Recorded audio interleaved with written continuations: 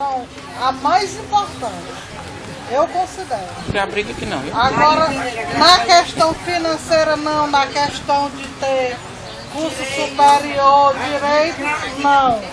Mas, assim, existe, assim, se as enfermeiras se estão, de alguma forma, sendo prejudicadas, você luta. Mas o problema é lembrar dos outros. Entendeu? Então eu acho que o que falta é o que está acontecendo na educação. Todas as classes estão unidas.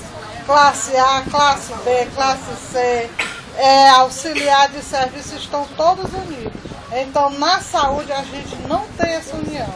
Porque o médico é o doutor, é o DRzão, aí está recebendo mais, aí está então pronto. A enfermeira ganha mais lá. Então se a gente não procurar, não só na hora do trabalho, mas na hora dos direitos se igualar a todos, eu tenho certeza que a gente não consegue. É triste aqui, estamos só nós. A gente sabe de todas as companheiras que não estão aqui.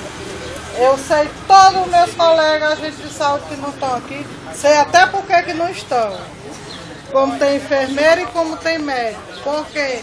Porque estão sendo pagos, muito bem pagos, e não estão nem aí para quem não está recebendo, para quem não está em dia, para quem está recebendo pouco.